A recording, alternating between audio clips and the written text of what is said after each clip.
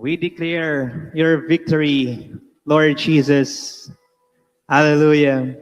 High five, three persons beside you, brothers and sisters, and tell the person, declare God's victory. Come on, high five, declare God's victory. Declare God's victory. Yes, Lord Jesus, you died, but you rose again from the dead. And in your resurrection, we declare your victory. And thank you, Lord Jesus, because in victory, in your resurrection, we are also reminded that one day, all of us, even if we die today, we will still be resurrected together with Jesus. And we declare God's victory now and forever. Amen and amen. Brothers and sisters, as one family, we continue to declare God's presence in our lives, despite and in spite of everything that's happening today. We continue to speak His name and declare His victory in all areas of our lives, in our country, for our loved ones. So today I invite you to bring out your novena to God's love, brothers and sisters. As we say as one family, our most favorite prayer here at the feast, all together, in the name of the Father, and of the Son, and of the Holy Spirit. Amen, amen. All together, today I receive all of God's love for me. Today I to the unbounded, limitless, overflowing abundance of God's universe. Today I open myself to God's blessings, healing, and miracles. Today I open myself to God's word so that I become more like Jesus every day. Today I am God's servant. I am God's powerful champion. And because I am blessed, I am blessing the world. In Jesus' name, in Jesus' name, amen and amen. The word of God.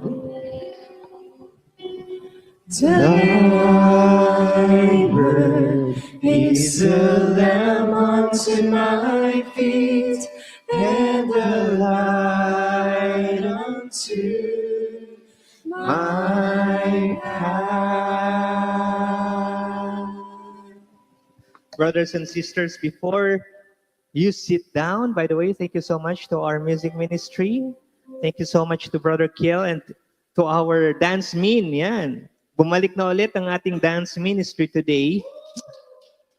And before you sit down, brothers and sisters, once again, I'd like you to just maybe hug the person beside you, kumustahin mo siya, sabihin mo sa kanya, I'm happy to see you here today. And tell that person, be ready for your victory. Be ready for your victory. Be ready for your victory. You may sit down, brothers and sisters. And welcome once again to our big day today. We are culminating, no? We are ending our talk series. How did we get here? And our big message for today is this, brothers and sisters. I'd like you to say this to yourself. My exile, your exile is not your ending. Can you say that again? Your exile is not your ending. No? Again, paano nga ba tayo napunta dito? For several weeks, for the last 5, 6 weeks, no? Last week, hindi tayo nagkita-kita. We were talking about and we were walking through history. History about the people of God, about the seasons, painful seasons in the Bible, and that is the exile. Ano nga ba itong exile na to? This is when Israel lost everything. Nawala lahat sa bayan ng Diyos. Sa bayang hinirang ng Diyos, lahat iyon ay nawala. Their temple was destroyed. Sirang-sira, all into rubbles. No? Talagang bagsak lahat yan. Their city was ruined. Walang natira. Maraming nawala. Kagamitan, mahal sa buhay, alagang hayop, lahat yan nawala. And Their future looked uncertain. Hindi nila alam kung ano ang mangyayari sa buhay nila. Now, they were asking this question, which a lot of us today, tinatanong din natin to sa sarili natin. Lord, paano ako napunta sa lugar na ito? How did we get here? Lord, ginawa ko naman. Sumamba ako sa iyo, sumunod ako sa iyo. And yet, here I am. Those are the same question that the people of God, the Israelites, yung mga Jewish, they were asking themselves. But today, brothers and sisters, let me take you deeper. Siguro, medyo twist natin ng konti itong tanong na, how did we get here? At baguhin natin ng konti, where are you now? Where are you right now? Nasaan ka na ba ngayon sa buhay mo? Parang almost the same question, how did I get here? Pero pagka tinanong mo, nasaan na ba ako talaga sa buhay ko ngayon? Maybe brothers and sisters, I know that a lot of us are struggling today. Maybe you are in a place of waiting. Nag-aantay ka. Maybe you are in a place of pain. At alam ko marami sa atin ngayon ang may mga pinagdadaanan. Hirap, sakit ng puso, hurting. And maybe you are confused right now. Hindi mo alam kung saan ang magiging direksyon ng iyong career, saan mo dadalhin ang iyong negosyo. You are confused about why are these things happening in your life right now. Hindi ito yung plinano mo, pero bakit ganito kinalabasan? Di ba? Marami sa atin, next year, 2 years from now, 3 years from now, 5 years from now, pinaplano na natin ang buhay natin. But when you look at our life today, tapos siguro babalikan mo yung anong plinano mo 5 years ago, minsan masakit dahil sasabihin mo, hindi ito ang plinano ko para sa aking buhay. But here's the truth, brothers and sisters, Lahat naman tayo dumadaan sa ganon. All of us experience exile, Exile in our lives. Lahat tayo dumadaan sa hirap. And brothers and sisters, itong exile na pinag-uusapan natin na to, hindi ito isang lugar lamang. This is not just a place in history, but exile is a season in your life. Nasaang season ka ng buhay mo ngayon? Nasaan ka? Nasaan na ba ang bawat isa sa atin? And for most of us, that season, again, it is something that we did not choose. Hindi yun ang pinili natin. Ayaw natin ng isang season na nararamdaman natin sakit because that's not what we expected. Hindi yun ang ginusto natin. It is a story that we don't understand. It is something that we are not prepared.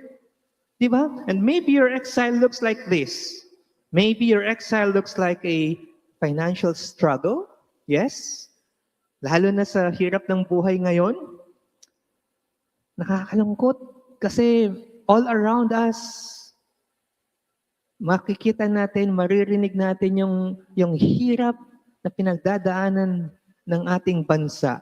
Imagine, sa lahat ng bansa sa buong mundo, number 1 ang Pilipinas sa pinakamataas ang presyo ng langis, ng oil, ng fuel. Imagine. At mas mahirap yung makakakita ka ng mga taong talagang humihingi na ng tulong. And I'm proud that I also see people, brothers and sisters, who are reaching out, trying to help the best they can. Yung mga farmers natin, mga magsasaka natin sa Baguio, walang bumibili ng mga paninda nila. May mga nagmamagandang loob para yung mga paninda nila hindi masira, hindi mabulok, dinadala dito sa baba, sa Manila at ibinibenta ng mas mura. I pray that in our country today, that despite all of what's happening around us, that we see people who will be able to respond. Maybe a broken relationship? Yes. Ang hirap kaya ng ganun. When you go through life with somebody and all of a sudden, a broken relationship. I should know because I'm a product of a broken relationship. It's difficult, brothers and sisters. A health problem. Marami sa atin dito, mga may pinagdaanan, may mga pinagdadaanan, cancer. Dumating ang Holy Week, lumagpas ang Holy Week, may sakit. Nagkukwento sa akin si Brother Willie kanina. And I pray to God that he will continue to recover. No? Marami. Health problems. A dream that didn't happen the way that you planned it to be. Di ba? When we were young, when we were asked, ano ang gusto mo paglaki mo? Ang iba nagsabi, gusto ko maging piloto, maging doktor. But where are you right now? Naging piloto ka ba? Naging doktor ka ba? Isn't it frustrating na yung childhood dreams mo hindi mo nagawa, hindi mo na-accomplish? But brothers and sisters, despite all of this is the truth that I want you to hold on to today. We have a God. Amen? That even in your exile, sa gitna ng pinagdadaanan ng bawat isa sa atin in our exile, God is here. Amen? God is in this place. God is in you. God is in your life. Can you tell the person beside you and then just look at that person, lovingly tell that person, God is here. God is with you. Can you shout it at the top of your voice, brothers and sisters? Isigaw natin ng malakas na malakas. God is here.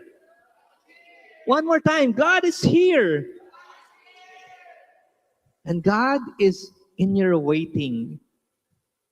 Tingnan natin, review natin yung mga na-discuss natin the last few weeks. Ano ba yung pinag-usapan natin sa talk 1? No, in our first talk, we discovered something that is very powerful. Yes, a lot of us are waiting for our dreams to come true, waiting for our miracles to happen. And this powerful message from God is this: exile, brothers and sisters, is a waiting room. It is a waiting room. Para kang yung nasa isang delivery room, manganganak na yung iyong asawa, hindi mo alam paanong kalalabasan, ano? If your wife will be able to deliver the baby, healthy yung baby, successful yung delivery, and you are in that waiting room, and God is telling you, your exile is a waiting room. And if we are honest about it, if you ask that father outside, no, during the delivery, in that delivery room, siguro sasabihin sa'yo ng tatay, ayoko, nandito ako. I hate waiting. Di ba? Kasi andun yung pangangamba ng tatay eh. I hate waiting. Gusto ko sana makita ko na agad yung mag-ina ko, yung baby ko, sana safe. I hate waiting. I want to see the outcome. Tama ba? And some of us, brothers and sisters, especially in this day and age, we want fast answers. Ganun tayo, di ba? May tanong tayo. Dati, nandyan si Google. Ngayon, pag may tanong, sino nang nandyan? AI, si ChatGPT, nandyan na. Di ba? We want fast answers. Andyan na agad. In just a flick of your finger, andyan na yung hinahanap mo. We want quick answers. We want instant healing.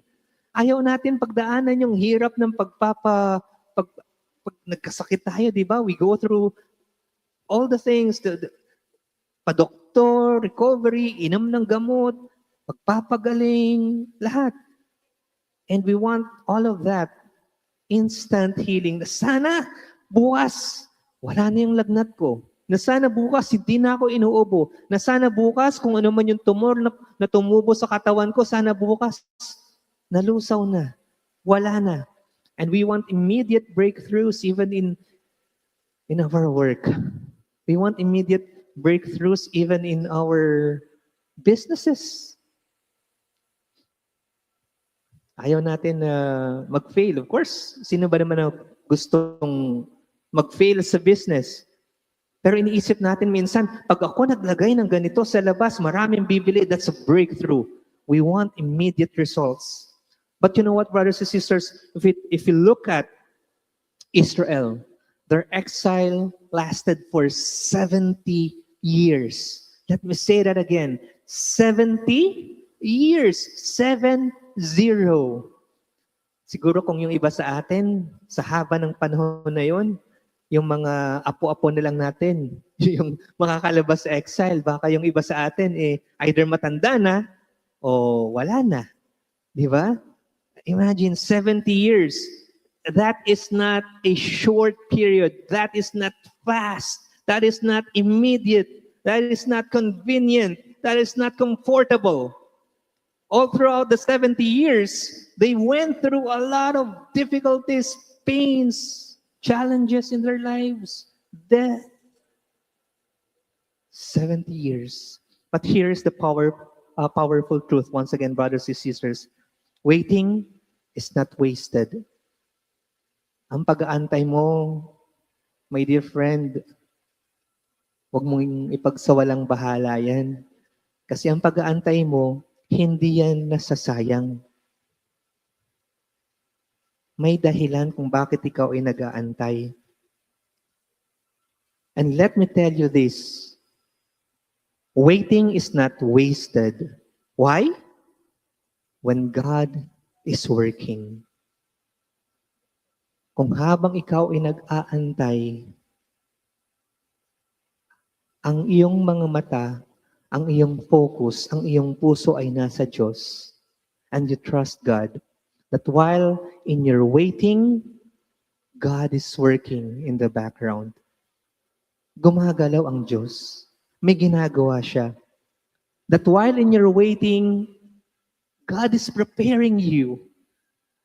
Hindi mo alam na kaya pala, akala mo walang nangyayari, na ang nararamdaman mo sakit. No? Masakit kasi. While you're waiting, God is pruning you. Meron kang mga bagay sa buhay mo na kailangan matanggal. That's what pruning is about. Meron kang mga hindi dapat, mga ginagawa, mga sinasabi, mga iniisip. Maybe people in your lives, no? God is slowly pruning all of this so that He can prepare you. So that one day, pag ready ka na, no? Ibibigay na niya kung anong hinihingi mo.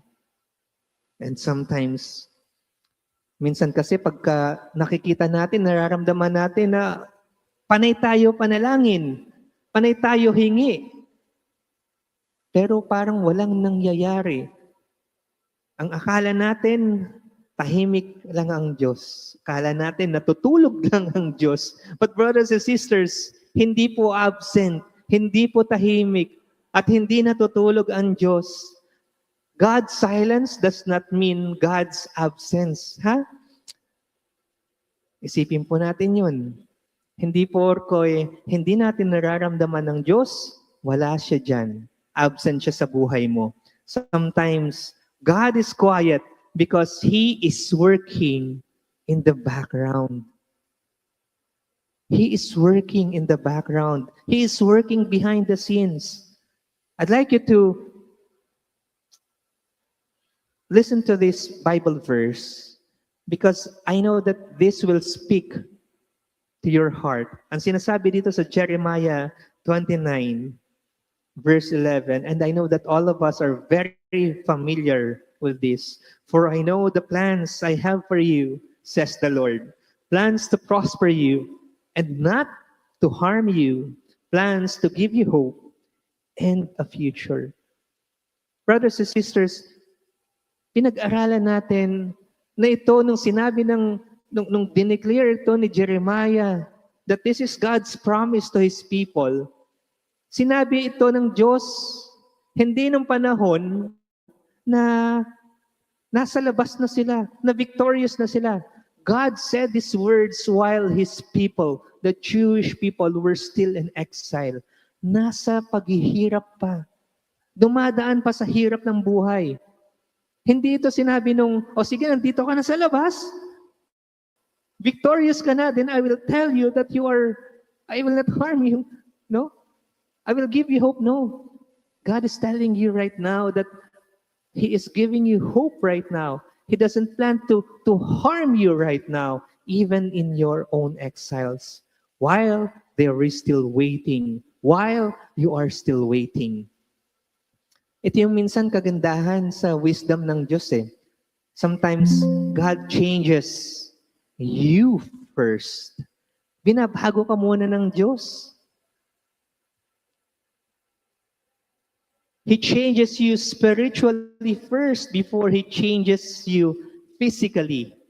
Hindi yan sabay eh. Minsan, kailangan yung puso muna ng tao, yung isip muna ng tao, ang kailangang mabago ng Diyos. Bakit? Kasi kung binigay agad ng Diyos yung hinihingi mo, baka hindi ka ready. Kung hindi ka ready, sayang. Kung hindi ka ready, mawawalang saysay ang ibibigay sa'yo ng Diyos. Hindi mo kayang i-manage. Kaya maraming mga nananalo sa loto, di ba? Nanalo pero hindi ready. After a while, mas mahirap pa sila doon sa buhay nung bago sila manalo ng loto. Kasi hindi sila ready. Dapat maging ready ka muna. And then God will give you the best that He thinks He should give you. It may not be the prayer that you are asking for, that you are praying for, but God promised. Ito ang sinasabi ng Diyos, no? Hindi Kanya pababayaan. And that transformation, brothers and sisters, is worth the wait. It is worth the wait. In Talk to You, brothers and sisters, we talked about God is in your pain. Itong mga panahon na to, everything collapsed for Israel. Nakita nila yung temple nila, nasira, yung city nila, nasunog, yung buhay nila, sirang-sira. Lahat ng mga magagaling, may potential, dinala ng mga conquerors nila. Maraming namatay. And what did the people do? Of course, they cried. Umiyak sila, no? They cried, they mourned, and they lamented. Di ba? Kaya ito yung galing sa Lamentations. They lamented, ibig sabihin, talagang lumapit sila sa Diyos, Lord, walang-wala na kami. Anong gagawin namin? And this is what we discovered. A powerful truth, brothers and sisters. Lament. Ano ba sa Tagalog yung lament? Yung pagtatangis. Pananaghoy. Oh, di ba? Pananaghoy ang kanilang pagtatangis. Lament is faith expressed through sorrow. Mahal ka ng Diyos. Sabihin mo sa katabi mo, mahal ka ng Diyos. But let me ask you something, and I'd like you to answer this. Siguro you don't have to say it. Huwag mo nang isigaw. But let me ask you this. When was the last time that you got really, really, really real with God? Sa Tagalog, kailan ka ba nagpakatotoo sa Diyos? Kailan mo inilabas ang puso mo? And I'm not talking about the polite prayer, no, the usual prayer na Lord, ganyan. I'm not talking about that. I'm not talking about the religious prayer, yung mga the usual that we pray, no, the Lord's prayer, Hail Mary, no. But it is the honest prayer. When was the last time that you really, really got real and honest with God? Kailan mo sinabi sa Diyos, Lord, pagod na ako. Parang hindi ko na kaya. Kailan mo huling sinabi sa Diyos na, Lord, hindi ko naintindihan kung anong nangyayari sa buhay ko ngayon, sa pamilya ko ngayon, sa sitwasyon namin ngayon. Kailan mo huling sinabi sa Diyos, Lord, nasasaktan na po ako. You know, brothers and sisters, ang Diyos natin, He is not afraid of your emotions. Kilala ka niya eh. Siyempre, siya yung nag-design sa'yo, siya ang gumawa sa'yo. Bawat hibla ng buhok mo, alam na alam niya, kaya hindi siya natatakot sa kung ano ang emosyon mo sa mga panahon na ito ngayon. At hindi niya kailangan marinig yung perfect prayers mo. Ang kailangan niya, ang puso mo. Ang puso mo na lalapit sa Kanya, your heart that can bring in His presence right now, your messy situation, your messy prayers, your angry prayers. Lord, galit ako ngayon. Tulungan mo ako, Lord. Your prayers full of confusion. Hindi mo alam ano ang dapat mong desisyon, ano ang dapat mong gawin. Brothers and sisters, God is not asking you to be strong in His presence. God is asking you to be real. Magpakatotoo ka. Tapikin mo yung nasa tabi mo, sabihin mo sa Kanya, magpakatotoo ka. Ha? Magpakatotoo ka sa Diyos. And here's the truth, brothers and sisters. I may be exiled, but I am not abandoned. Put your hand on your heart right now, on your chest, and tell yourself that. Declare to yourself, I may be exiled, but I am not abandoned. Hindi ako pinababayaan ng Diyos because our Lord, our God has this promise. Psalm 34 verse 18, it says, the Lord is close to the brokenhearted and saves those who are crushed in spirit. Hindi ka pababayaan ng Diyos. Your pain does not push God away, brothers and sisters. In fact, your pain actually draws God closer to you. Nakaka-relate ang Diyos dyan sa sakit na pinagdadaanan mo. Bakit? Dahil siya mismo dumaan sa 1,001 sakit ng pagpapakasakit. Walang-wala. No? He can relate and your pain will draw Him closer to you. God is in your assignment, Talk 3. Ano po yung mga napag-usapan natin at pinag-aralan sa Talk 3? God did something shocking in our conversations in Talk 3. Ano? Sinabi niya sa kanyang mga mahal na anak. Huh? He told God's people this, I carried you into exile. Di ba shocking yun? I mean, mahal mo, sinakop, pinahirapan, may mga namatay, in exile, papunta dito. Slaves, di ba? And then you will learn that God is telling you, I carried you in your exile. Siguro po sa atin ngayon yon, kung paano tayo makaka-relate, Lord, paano mo ako dinadala dito sa hirap na pinagdadaanan ko ngayon? Hindi ba pwedeng tanggalin mo na lang yung pinagdaraanan ko, yung hirap na ito? Why is it that you are bringing me into this exile? That you are carrying me into this exile? But brothers and sisters, the message here is this, even in Babylon, God was still in control. Na kahit anong pinagdadaanan natin ngayon, hindi mo nakokontrol, but there is one who controls everything, and that is God. Even in your exile, know that God is still in control. And then God gave them this assignment, no? In unexpected instruction ito. Unexpected kasi talagang hindi nila in-expect na yun yung maririnig nila, no? Ano sabi ng Diyos sa kanila? Build houses. What? Build houses? Paano namin gagawin yun? Plant gardens. Mamumuhay kami dito in exile. Plant gardens. Raise families. Imagine, anong ibig sabihin ng Diyos sa kanila? Stay put ka lang dyan. Ha? Gawin mo ang nararapat. You plant gardens, you raise families, and most especially, serve the city. May gusto mang gumawa ng ganun? You serve the people who caused you that suffering. And yet God is telling them, no, you serve the city. Paglingkuran mo kung nasaan ka.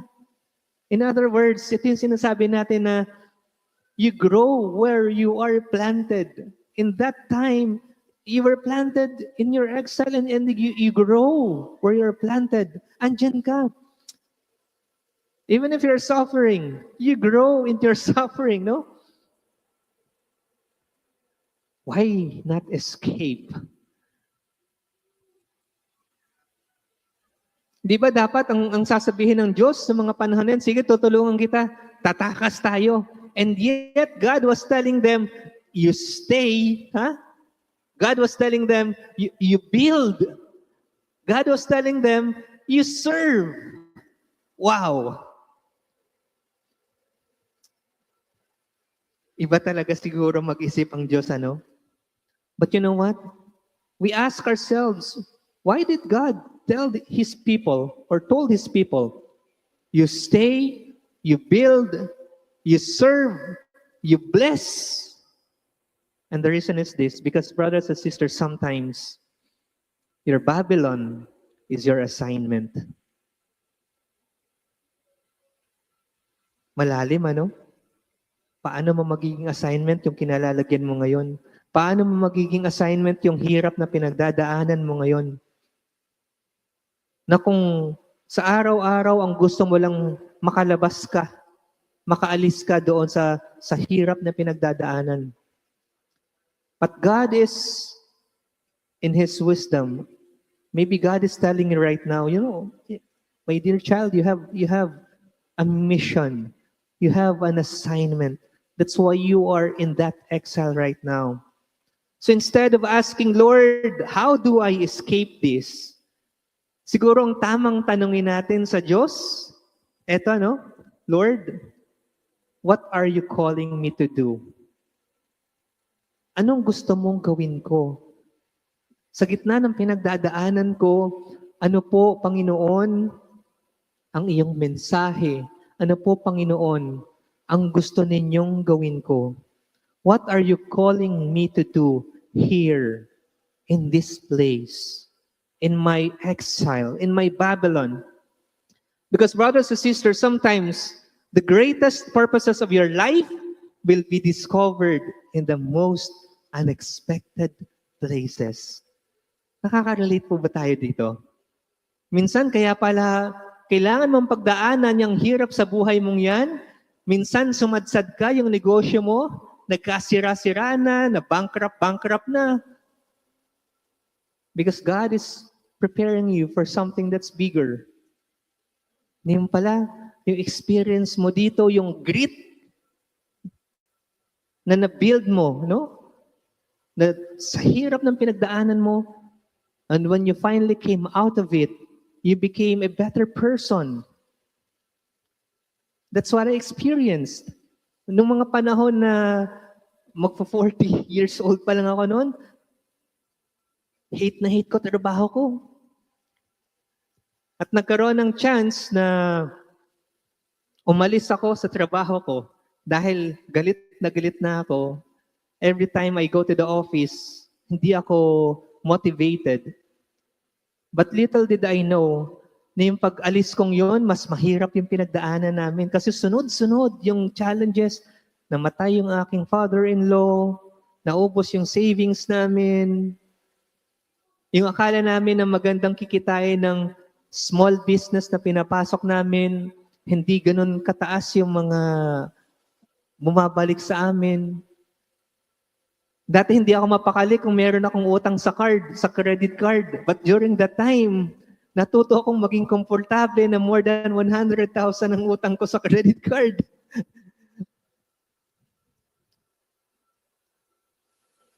And finally, when I got my job, nung nakapag-apply ako at nakabalik na ako sa trabaho. That experience, the grit that I had to build, no? Helped me look at my job in a different perspective. Na ang trabaho pala is also means of serving God. It's also a ministry. Naging iba yung tingin ko sa pagtatrabaho. Brothers and sisters, what is your exile right now? What is God calling you to do in your current situation, in your Babylon? What is that most unexpected situation, that place? Because, brothers and sisters, your struggle may be your ministry. Tama po ba? And your pain may become your testimony. Marami tayong ganun eh. Natututo tayo, mas nararamdaman natin ang Diyos when we hear people sharing their life stories, kung ano yung pinagdaanan nila, and how God worked in those difficult situations in their lives. Their pain, because their pain became their testimony of how God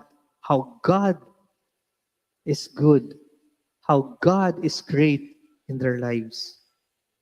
Your exile, brothers and sisters, may become your calling. Amen?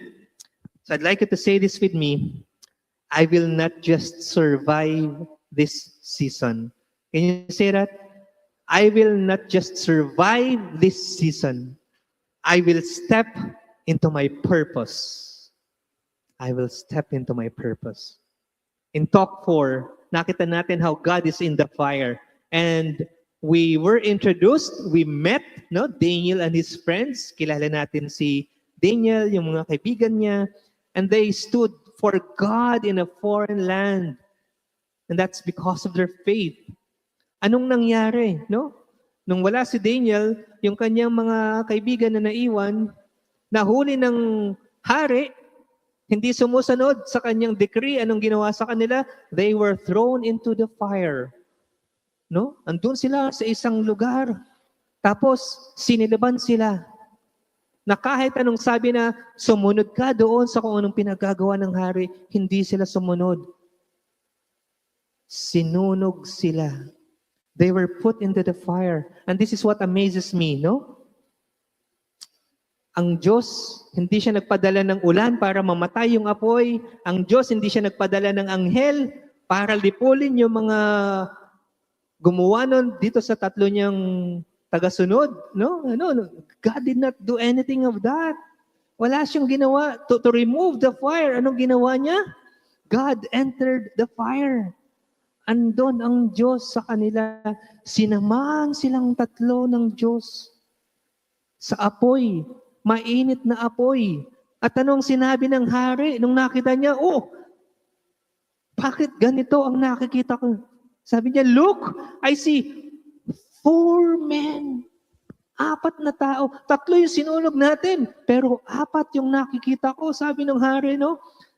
4 men walking around in the fire, and the 4th looks like son of the gods. Siyempre, iniisip niya, gods, di ba? Kasi marami siyang mga Diyos-Diyosan eh.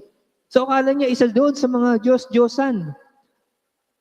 They were supposed to be 3 men, but there was a 4th person with them. And that is God. God Himself. Sinamahan ng Diyos. Doon sa init ng apoy. Some of us are praying, brothers and sisters, no? Palagi nating sinasabi na pagka medyo uncomfortable tayo, uneasy tayo, hindi natin gusto nangyari sa buhay natin. Some of us are praying, Lord, please take me out of this.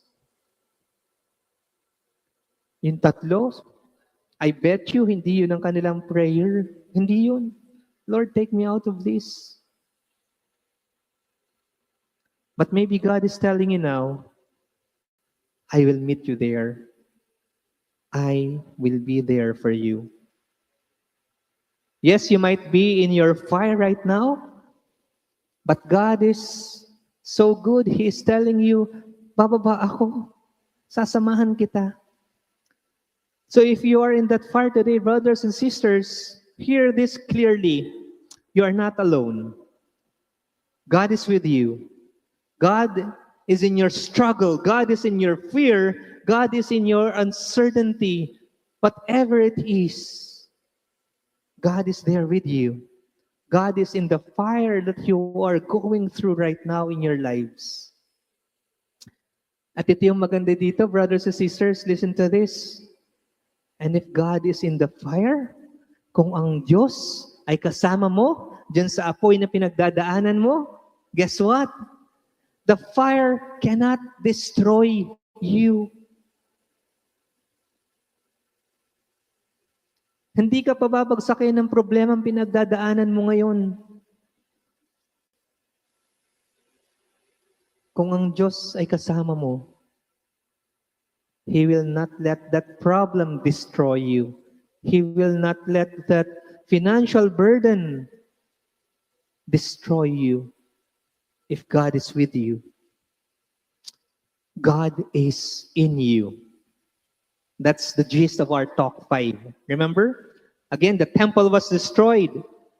Para sa mga Israelita noong mga panahon niyon, dahil nasira na ang kanilang templo, wala na ang Diyos. Iniwan na sila ng Diyos. That in their exile, God is no longer there for them and with them. No? Wala na. Finished na. Sabi nga, di ba? Pero brothers and sisters, ang natutunan natin dito, God was doing something new in their lives. Ang ginagawa pala ng Diyos, instead of the temple, God was moving from a temple made of stone, and He is creating something new, and He is moving to a temple that is created in your hearts. A temple of hearts. At ang sinasabi ng Diyos, listen to this in Corinthians chapter 3 verse 16, do you not know that you are God's temple and that God's Spirit dwells in you? Nasa iyo ang Diyos. In other words, you, my dear friends, brothers and sisters, you are God's house. And if you are God's house, kahit saan ka magpunta, you carry His presence. Kahit saan lupalop ka ng mundo, mapadpad, you carry His presence. Wherever you go, God goes with you because you are God's house. That even in your exile, even in your confusion, even in your broken moments, God lives in you. Nananahan sa iyo ang presensya ng Diyos.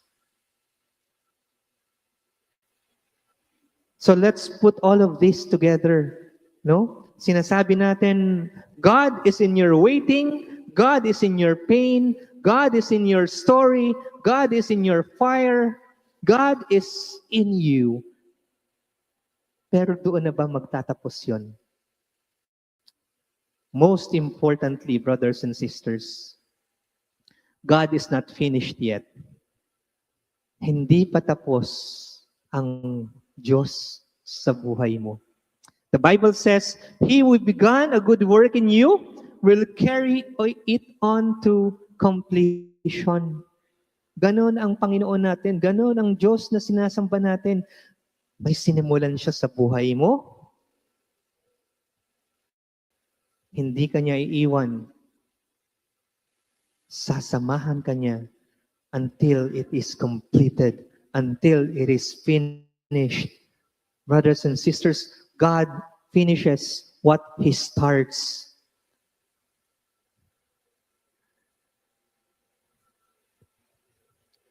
Ano kaya yung sinimulan ng buhay, ng Diyos sa buhay mo? I'd like you to just take it in for a few seconds, think about it. Lord, what did you start in my life? And trust that the Lord God will finish it until the end. Because brothers and sisters, your story is not over yet. Your exile is not your ending. Sana po palagi nating iisipin yun. Na yung pinagdadaanan nating hirap, hindi yan yung ending natin. Yung pain na pinagdadaanan natin, that is not our final chapter in our book. Hindi yan yung ending. God is still writing your story. So stop asking, no? How did I get here? Siguro ang isang maganda rin nating itanungin sa Diyos, when you speak to God in your prayers, Lord God, what are you doing here? Hindi ba? Mas magandang tanungin yun. Panginoon, ano po ang ginagawa mo sa panahong ito ng buhay ko? What are you doing here? Because the place that you thought was the end, brothers and sisters, may actually be the place, listen to this, it may actually be the place where God starts something new. So allow God to start something new. Allow Him to enter your life today. That is His house. You are His house. And allow Him na pagpasok niya dyan sa bahay niya, allow Him to maybe renovate, mag-redecorate, do something wonderful in your life. Amen? Allow Him today, brothers and sisters. At this point, we are going to do a very short activity. This is a special activity, and we call this From Exile to Purpose. So may I ask our friends here, you should be receiving or you should be getting a piece of paper like this and a pencil. Ayan, sige, paki-ano muna.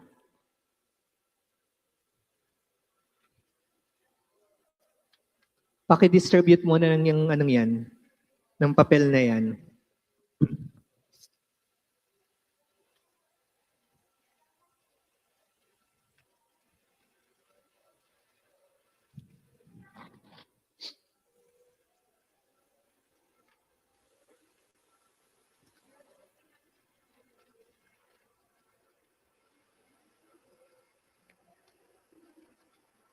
Ayan. Dito pa, yan. Sige po. This is a special activity. And what I would like you to do, merong, of course, both sides of the paper. May gagawin po tayo dan. And then once na makompleto natin sila, I'd like you to just fold your paper. No? But we will pray over this. And then later on, meron pong mag-iikot dito ng isang basket. Hindi pa po love offering yon yung ilalagay natin doon. Ito po munang papel. No? It's okay if you want to write your name there. That's okay. Okay din lang na susulatan nyo lang kung ano yung hinihingi sa inyo dyan. What we are going to do afterwards is to offer this, no, dito sa ating prayer nook sa labas. Diyan po sa may ano natin, small sa ano natin, ano bang tawag dyan? Dining area. Pantry, ayun. Meron tayong prayer nook doon. So we will put all of this in a basket and put it there so that all of us can intercede kung anong nakasulat dito. So today, meron na po lahat ano.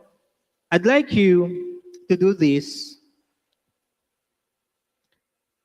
Meron po dito yung nakasulat, Lord, this is my exile. And I'd like you to put and write it down. Ano ba yung exile mo sa mga panahong ito? It can be a problem and you can just siguro write down maybe very specific problems that you're going through right now. But just be real with God.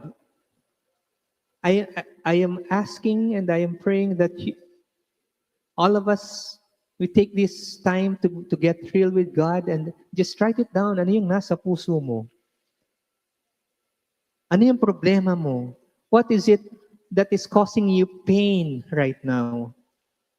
May it be a relationship. May it be a pain because of physical pain, some sickness, perhaps?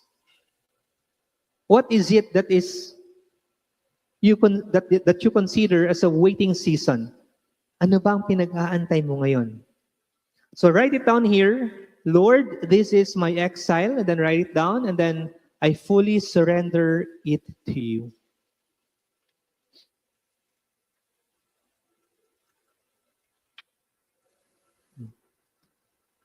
So maybe let's do that in 2 minutes. And while we are waiting for everyone to complete, meron ba tayong pwedeng music that we can play here?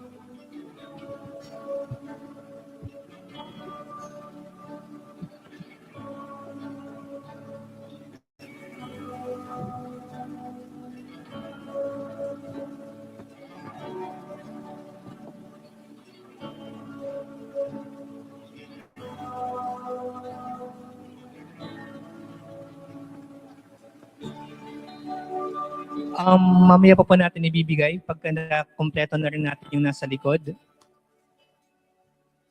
2 sides po ito.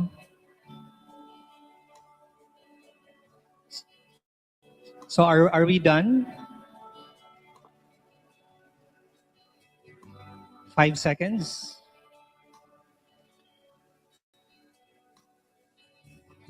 Two sides po itong paper natin, and both sides, susulatan po natin siya. So, wag po muna nating ihuhulog doon sa mga basket.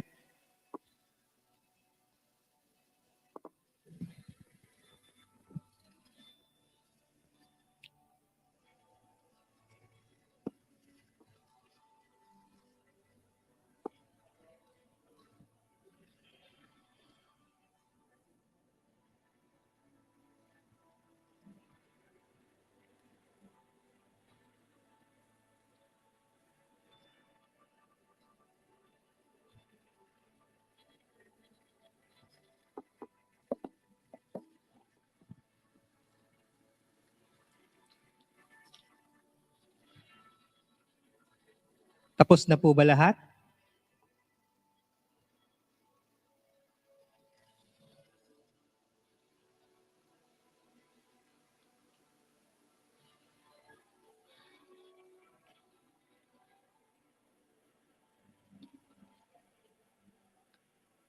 Can we lift up our small paper at this point, brothers and sisters? Let's pray over them today. We lift up the exile that we are going through and declare this with me. Lord, this is my exile. I fully surrender it to you. At this point, I want you to flip over your paper. At the back of your paper, doon po sa likod, meron pong nakasulat dyan, God is using my exile to. May I invite you to continue writing kung wala pa pong naisusulat dyan. And maybe think about, bakit nga ba hinahayaan ng Diyos? Why is it that God carried you into that exile right now? Maybe spend another minute to write it down. God is using my exile, maybe to grow you, maybe to heal you, maybe to redirect you, because He has something better for you. Maybe God is using your exile to prepare you for something bigger. Pwede mong isulat dyan, details if you want.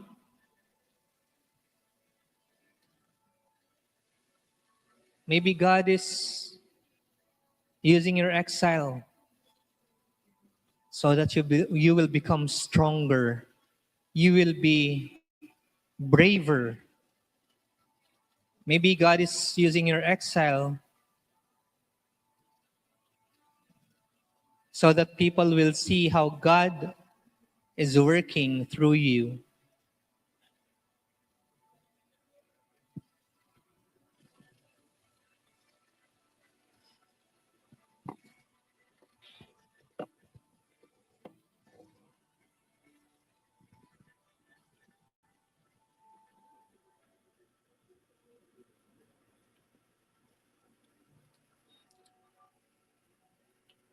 Once again, brothers and sisters, may I invite you to raise that piece of paper, offer it up to the Lord, surrender to the Lord, and say this prayer with me. My exile is not my ending. God is working in me. God is with me. And God will bring me home. At this point, may I now ask you, may basket po dyan na iikot. You can fold your paper and then you can put your piece of paper, that sheet of paper, doon po sa basket.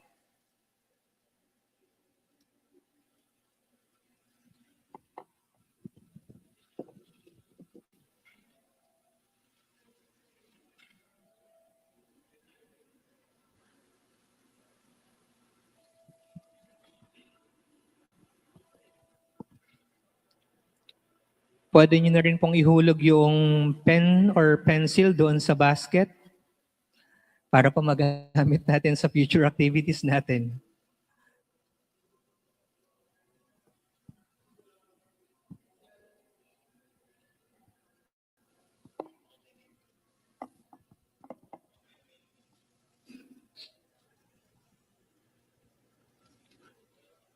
Okay na?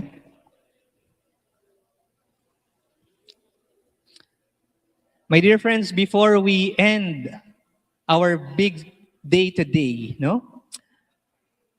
We will have another very, very short activity. This is actually very short, no? I just would like you to imagine something. Yeah. Can we dim the lights?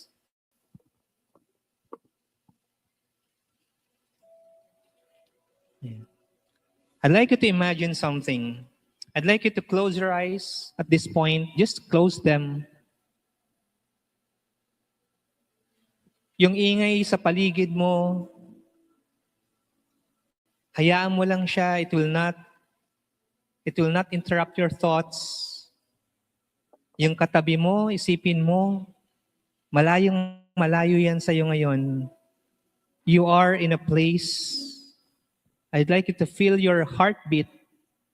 I'd like you to be aware of your breathing as you inhale, as you exhale. I'd like you to imagine yourself, brothers and sisters, 5 years from now. 5 years from now, 2031, you are in a quiet place. You are sitting. Maybe that place is a cafe, a quiet one.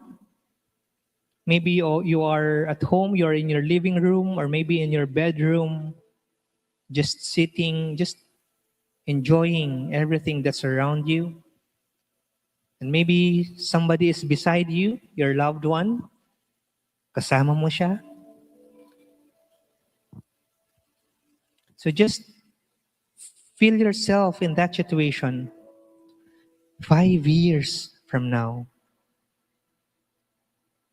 And then I'd like you to imagine this. Somebody is with you, and then that somebody asks you this question: how did you get here? Paano ka nakarating dito? How did your life turn around? Anong ginawa mo? How did you overcome that struggle? Yung hirap na pinagdaanan mo, paano mo siya na-resolve? How did you overcome? How did you survive that season in your life that almost broke you? You were at your limits in that time. Paano mo siya na-overcome? How did you survive?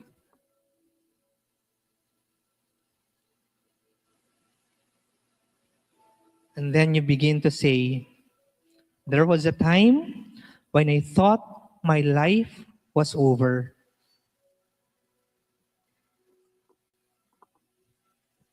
Akala ko katapusan ko na. There was a time when everything felt like exile.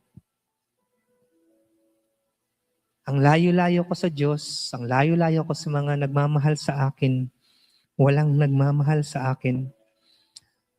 There was a time that I thought God has totally forgotten me, that He has abandoned me. I am all by myself, alone and lonely and nowhere to go. But then you say something powerful. And you say, but that season was not the end. Hindi pa pala yun ang katapusan. That season was when God started rebuilding my life. That season was when God changed me.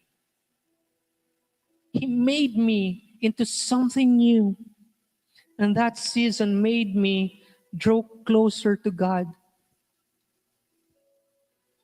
That season was when I realized, andyan pala ang Diyos.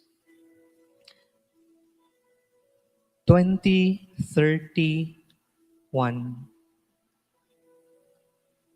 And in that moment, you look back to 2026. You look back to today. At once felt like an exile ang sitwasyon mo sa mga panahong ito. And then you realize something. God was with you. God was there the whole time. My dear friends, I'd like you to listen to this carefully.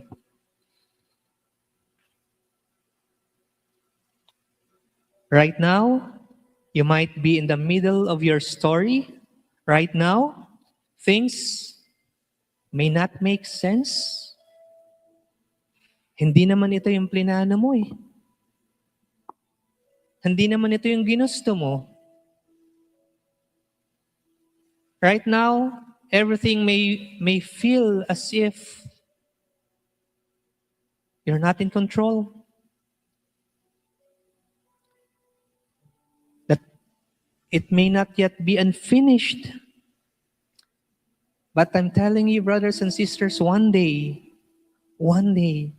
you will look back at this season and you will say, and you will declare, and you will thank the Lord. Why? Because you will say, God was writing something beautiful. May ginagawa ang Diyos. Hindi ko lang pala nakikita. God is there with you. He has His arms around you. Hindi mo lang pala nararamdaman, hindi mo lang nakikita, but God is there with you even you couldn't see it.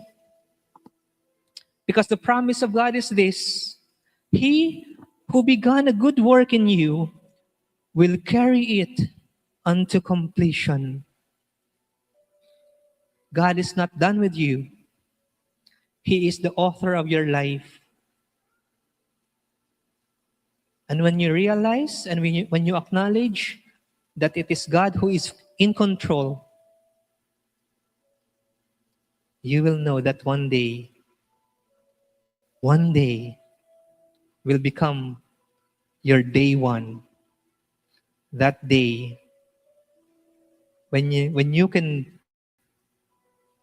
declare, when you can proclaim kung paano naging kabuti sa'yo ang Diyos.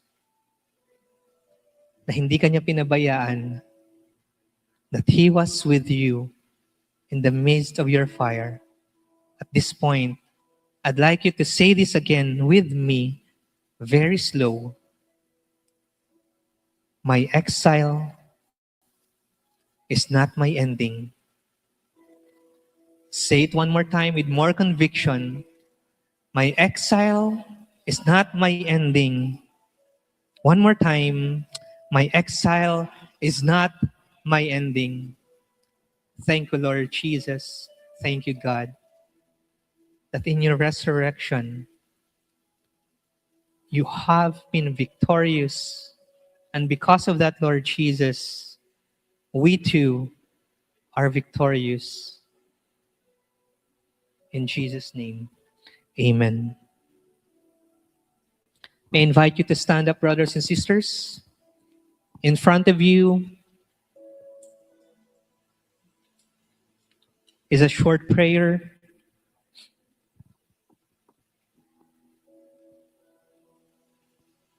May I invite you to say this prayer with me.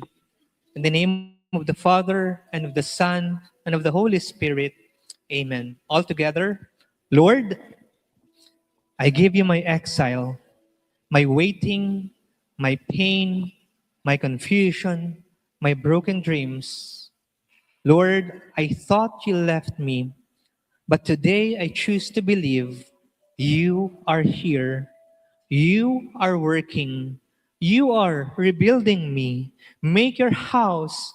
Use me for your purpose and bring me home, one step at a time. In Jesus' name, we pray all together. Amen and amen.